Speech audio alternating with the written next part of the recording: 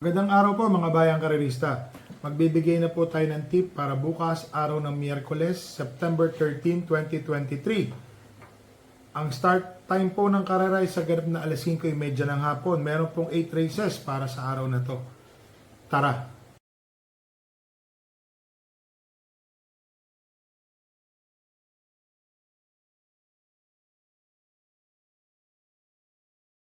So mga bayang karerista, dito po sa race number 1, 1,200 meter race po, 3-year-old maiden race. Pwede ko na po sigurong sabihin panola na po yung entry number 4 na si Daily Burn.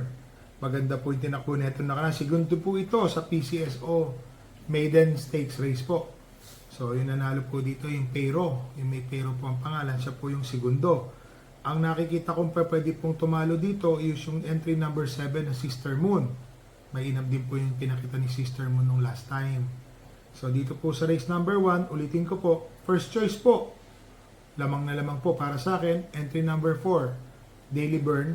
Second choice po, entry number 7, Sister Moon. Dito na po tayo sa race number 2, 1,200 meter race, 6 entries po. Dito po ako sa entry number 2, Autumn Shower. Ganda po ng dalawang panalo nito, umentado po. So, mixi pa ho ang karera, matuling kabayo, madali po isunod. So, para sa akin, another horse to beat na naman po itong entry number 2 sa race number 2, Autumn Shower. Second choice po ay entry number 3 na si Gold Rush. Mukhang unti-unti pong bumabalik na yung buti na itong kabayo na to. Alam po natin na anak po ito ni Crucis, itong kabayo na to. So, tingin ko po, nandun na. Unti-unti pong nakaka-recover, bumabalik po yung buti ng kabayo na yan, na o-obserbahan po natin yung mga takbo niyan, na in the money na rin po siya. So, ito po ang tingin ko magbibigyan ng laban kay Autumn Shower. So, dito po sa race number 2, first choice po, entry number 2, Autumn Shower. Second choice po, entry number 3, Gold Rush. So, dito na po tayo sa race number 3, another 1,200 meter race po, 8 entries po. Medyo dihado po ang kusunado ko dito, yung entry number 7 na si Bagay na Bagay. Para sa akin po, si Bagay na Bagay, bagay po sa kanya yung distansya. At may kainaman naman po talaga itong kabayo na to. Ang second choice ko po dito, yung kabayo po ni Boss Jun Sibilia, si Apollo. Tingin ko makakasunod po siya sa mga matutulin dito, kagaya po ni Action Rule. Si Apollo po malamang segundo or tercero pwesto sa alisan po dito. At yung third choice ko po, entry number 1 na si Queen Indelible Quaker. Yun lang po, hindi po may kagandahan yung numero. Pero kung diskarte lang, alam po ni Pabs Caballero, malamang kung paano po dalhin yung kabayo na yan. Kasi sa labas po ito tumatakbo itong kabayo na to. Yun po yung napansin namin. So dito po sa race number 3, first choice po, entry number 7, Bagay na Bagay.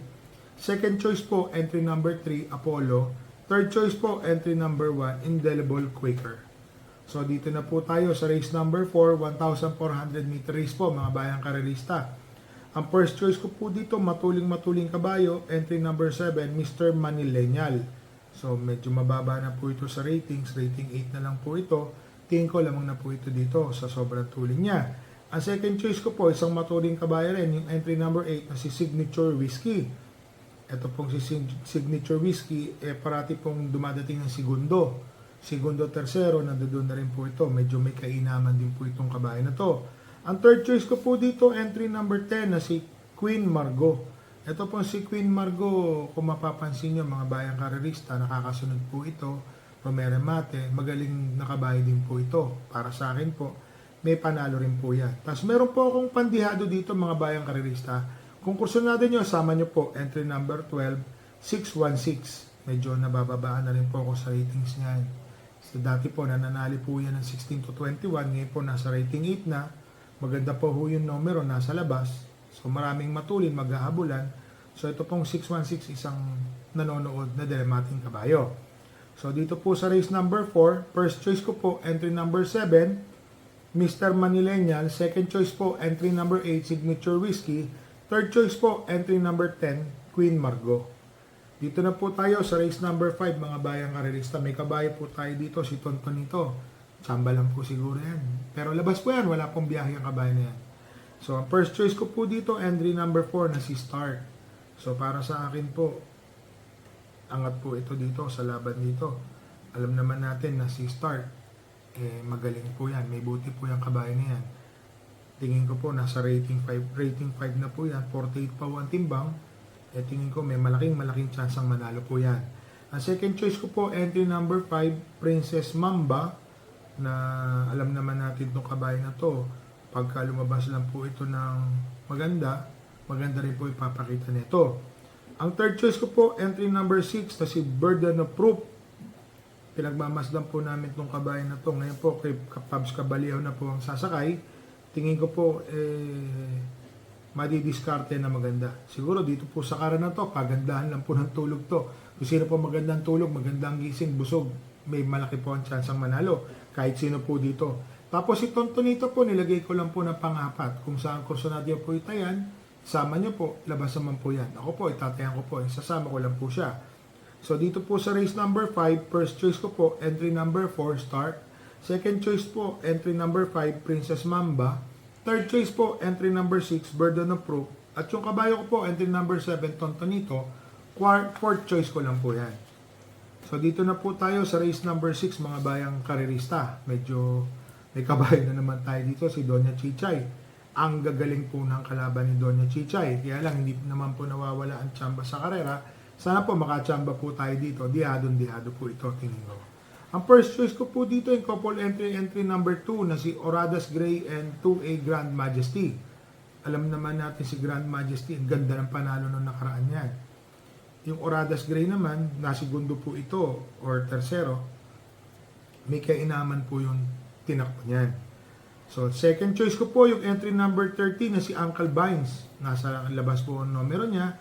Tingin ko po may panalo po ito. Malaki po ang panalo. Noong nakaraan po, parang segundo or tersero po ang tinakbo nito. May kalakasan din po ang laban. Tingin ko po ngayon po, maganda po ipapakita nito dahil nasa labas po siya. Ang third choice ko po dito yung Amor Mi Amor na siya pong tingin ko mayayamado rito sa karera na to. Alam naman natin si Amor Mi Amor, mabuting kabayo yan. So tingin ko po magandang laban po ang ibibigay niyan sa mga magbebentahan dito. Baka siya po ang mayamado rito. Tapos ilagay ko pong fourth choice po si Doña Chichay. Sa totoo lang ho, nagpapahiyang lang po ako kaya nilagay ko po siyang fourth choice dahil nakikita ko baka may humabol sa kanya, lumot siya, lalo na po yung kabayong family affair.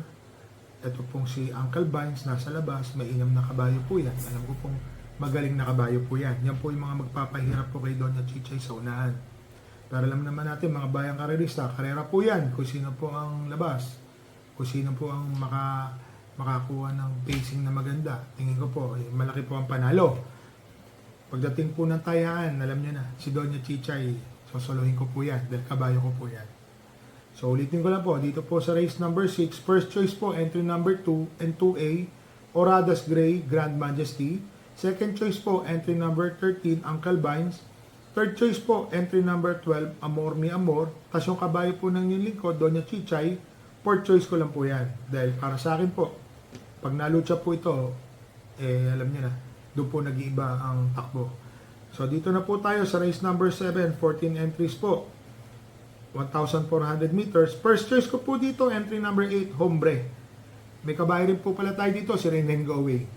Si Hombre, alam naman natin na mainam na kabayo ito. Dito po sa karera na to, marami po ako nakikitang mabuti rito. Na sana po, matapatan natin. Si Hombre po, matuling kabayo, may inam na kabayo, magaling na kabayo. 1.26 po sarado at 1.25 gumagawa po yan. Ang second choice ko po dito, yung entry number 7 na El Mundo. Kalaban po nung nakaraan ni Rain Go Away yan. Medyo mainam po talaga yung mga nakalaban ni Rain Go Away. Segundo po ata ito si El Mundo nung nakaraan. Si Rain Go Away, kwarto pwesto lang po dumating. So, second choice ko po dyan si El Mundo. Third choice ko po dito is yung kabayo po natin na si Rain Go Away. Tingin ko ma-rate lang po ni Lester na sa likod po manggagaling. Bahala na. Kung manalo't manalo, basta labas po yan. Malaki naman, tingin ko po, may panalo. Kaya lang may mga magagaling po dito na nakikita ko po. Kagaya po ng entry number 9, Hope the Hustler. Entry number 10, Street Smart. Yan po yung tingin ko na mga dihadong may malaking panalo. Saka yung entry number 6 po, na si Top Post. Jose, tingin ko po, malaki po ang panalo nito. So ulitin ko lang po, dito po sa race number 7, first choice ko po, entry number 8, Hombre. Second choice po, entry number 7, El Mundo. third choice po, entry number 2, Rain Rain Go Away. So dito na po tayo sa race number 8, mga bayang karerista, 13 entries po. First choice ko po dito, yung batang after 7. Gumaan po ang laban niya dito. Tingin ko, baka magbanderang tapos na po ito rito. Napakababa po niya sa laban. May baon po ito sa 1,400 na 1.25, 1.26 sa 1,400 meter race po. Ang second choice ko po dito, Matuling Kabayo, entry number 7, Caraga Wonder. Baka mapyan po magpahirap kay batang after 7. Opo, baka yan po dalawa maghabulan. So mag-open na po ang karera sa third choice ko po, kagaya po nung numero 8 na si iShot. Sa tingin ko po, yan po ang isang dramatic malaki rin po ang panalo, si iShot. So ulitin ko po, dito po sa race number 8, first choice po, entry number 3, batang after 7. Second choice po, entry number 7, Caraga Wonder. Third choice po, entry number 8 na si iShot. So shoutout lang po tayo kay Tomang, Edith Marquez at mga anak niya, sila Edridge, Edric, Erica, Erich at Erin. Pati po yung si Mr. Norben Ferriols po. Saka mga bayang karerista, medyo nag-uulan na naman po sa hapon. Dala po tayo ng payong. Good luck po sa pangangarera. Stay safe po.